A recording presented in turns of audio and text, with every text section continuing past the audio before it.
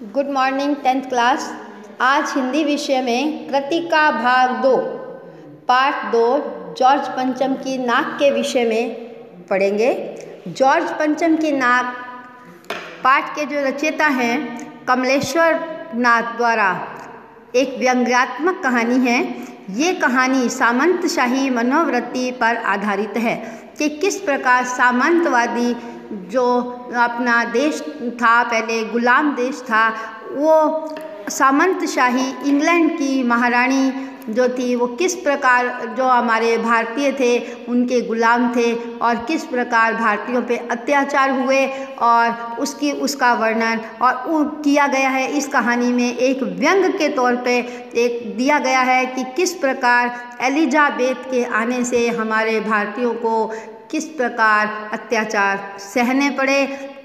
लेखक ने इस लेख के माध्यम से रानी एलिजाबेथ द्वितीय के भारत आने पर भारतीय शासन व्यवस्था की शर्मनाक हरकत और प्रतंत्र मानसिकता का वर्णन किया है। इसका सार इस प्रकार है। बात उन दिनों की है जब इंग्लैंड की रानी एलिजाबेथ द्वितीय अपने पति के साथ भारत आने वाली थी। अखबारों में उनसे संबंधित खबरें छपती थी। इन सब खबरों के बीच ही देखते दिल्ली की काया पलट होने लगी। बात उन दिनों की है कि जब इंग्लैंड की रानी एलिजाबेथ द्वितीय अपने पति के साथ भारत आने वाली थी। भारत गुलाम देश था और उस वक्त 200 वर्षों तक अंग्रेज़ों ने हमारे देश पर राज किया और बहुत मुश्किल से आज़ादी ली। इस प्रकार जब रानी एलिजाबेथ द्वितीय अपने पति के साथ भारत में आने वाली थी तो उन्होंने किस प्रकार का वातावरण बना अपने भारत में, एक बहुत ही शर्मनाक वातावरण जो है वो बना और प्रतंत्र वातावरण बना। उसका वर्णन उन्होंने कमलेश्वर जी ने इस प्रकार दिया है। अखबारों में उनसे संबंधित खबरें छपती रहती थी। इन खबरों के बीच देखते देखते दिल्ली की काया पलट होने लगी। अचानक जॉर्ज पंचम की नाक की परेशानी सामने आ गई क्योंकि इंडिया गेट के पास लगी उनकी मूर्ति से नाक गायब थी। नाक गायब होना राजनीतिक क्षेत्र में महत्वपूर्ण माना जाने लगा। जॉर्ज पंचम की एक मूर्ति थी जो अपने भारत में दिल्ली में इंडिया गेट के पास लगी हुई थी और वो उनकी नाक वो टूट गई थी और इस प्रकार हड़कंप मच गया कि रानी एलिजाबेथ आने वाली है और जॉर्ज पंचम की नाक गायब है।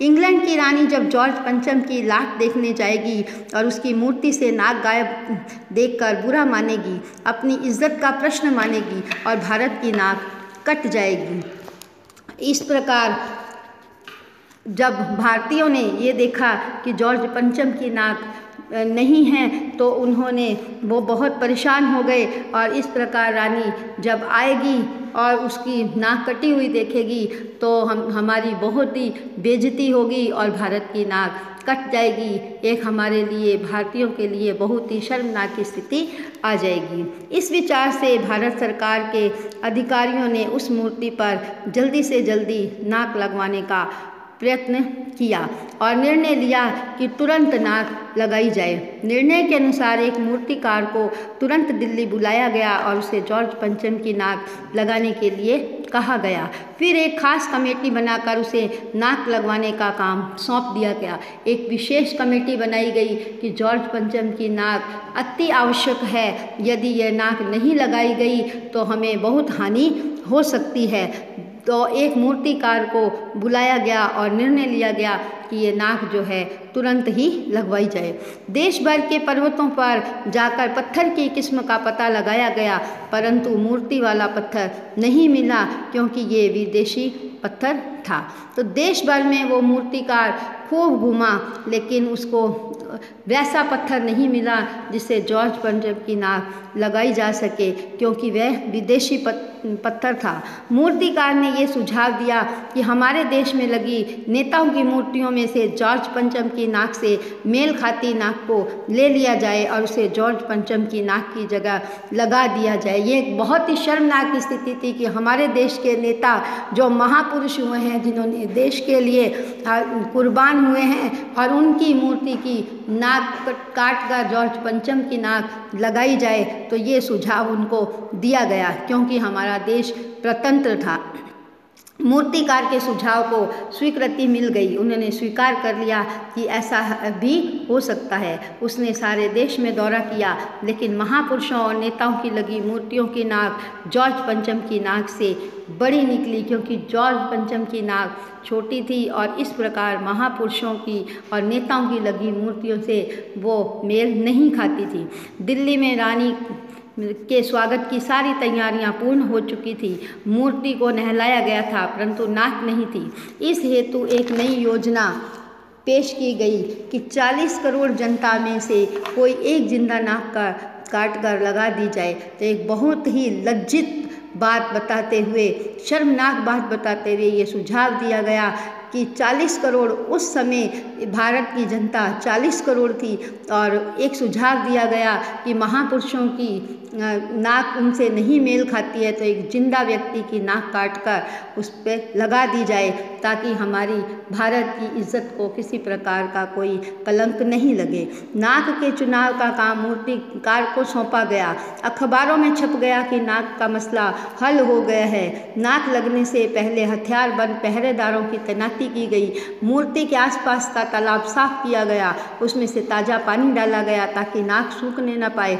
आखिरकार अंतिम दिन चुपचाप जॉर्ज पंचम की लाट पर नाक लग गई।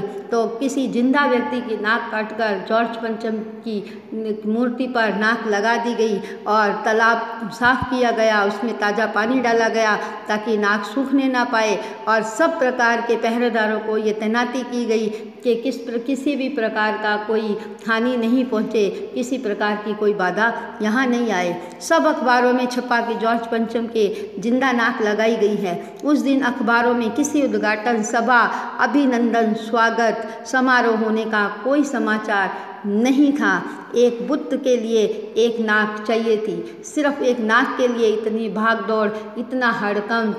भारतीयों का ये बहुत ही बड़ा शर्मनाक और लज्जित प्रश्न था, और इस प्रकार उन्होंने किस प्रकार हमारे देशवासियों ने गुलामी की जंजीरों से जकड़े हुए थे, और एक जिंदा व्यक्ति की नाक काटकर एक मूर्ति को लगा दी गई, सिर्फ अंग्रेज़ों की एक संपत्ति पाने के लिए, अंग्रेज़ों को खुश करने के लिए कि महारानी एलिजाबेथ भारत आ रही हैं, जिससे हमारी नाक नहीं कट जाए। तो भारतीयों ने अपनी वाह पाने के लिए प्रतंत्र होते हुए उन्होंने इस प्रकार एक जिंदा व्यक्ति की नाक एक मूर्ति पर लगाई, और एक बुद्ध के लिए उन्होंने इस प्रकार का शर्मनाक कार्य किया, क्योंकि हमारा देश प्रतंत्र था। आज हमारा देश स्वतंत्र है, तो ऐसा कार्य आशा करते हैं कि ऐसा कभी भी नहीं हो, और हमारा देश हमेशा आज़ाद रहे, और ऐसी प्रतंत्रता कभी हमारे सामने नहीं आए। तो इस बात का